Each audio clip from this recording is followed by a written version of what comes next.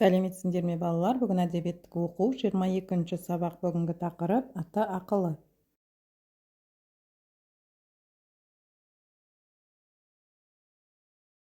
Бірінші тапсырма, нақыл сөздерді жаттап ал, қалай түсінетініңді айт. Аталар сөзі ақылдың көзі, әке ақылы бұлақ. Ата-бабамыздың айтқан нақыл сөздері өмірден алынған даналық. Ол бізге ақыл береді, дұрыс жол көрсетеді екен балалар. Әкенің айтқан ақылы өмірге бағыт беретін тәрбиенің қайнар көзі. Ол баласына рухани күш пен өнеге береді екен.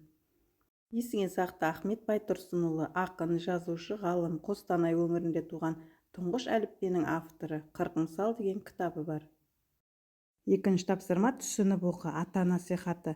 Әкесі балаларына тату тұрыңдар деп талай айтыпты. Балалар тілін алмай араздаса беріпті. Бір күні бір байлам шыбықты алып келіп балаларына беріп, сындырыңдар дейді. Балалары бірінен соң бір алып сындырайын деп еді, шыбық сынбайды. Әкесі шыбықты алып байлауын шешеді де, бір-бірлеп сындырыңдар дейді. Балалары оп-оңай сындырады. Сонда әкесі, араздасып араларың ашылса, сендер де осы шыбық сияқты боласыңдар. Ұйымшыл болыңдар. Сонда сендерді ешбір жау ала алмайды дейді. Тірліктің күні бірлікте. Ахмет Байтұрсынұлы.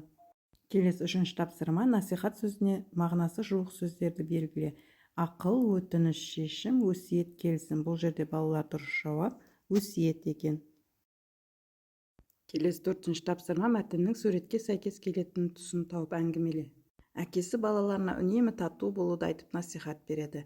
Бірақ балалар тыңдамай үнемі ұрсады. Бір күн әкесі бір байлам шыбық әкеліп балаларға сындырыңдар дейді. Олар бәрі бірігіп сындыра алмайды. Кейін әкесі шыбықты шешіп бөлек-бөлек сындырыңдар дейді. Балалар оңай сындырады. Сонда әкесі, араз болсаңдар, әлсіз боласыңдар. Тату болсаңдар, ешкім жеңе алмайды. Тірліктің күші бірлікте деп ақылын айтады. Бесінші тапсырма, мәтіндегі оқиға қандай нақыл сөзге құрылған, тауып айт.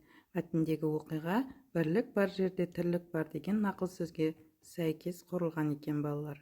Соңғы алтыншы тапсырма, саған үлкендер қандай ақыл айтады, қалай орындап жүрсің, кесте бойынша жауап бер. Ата ақылы сен қалай орындайсың?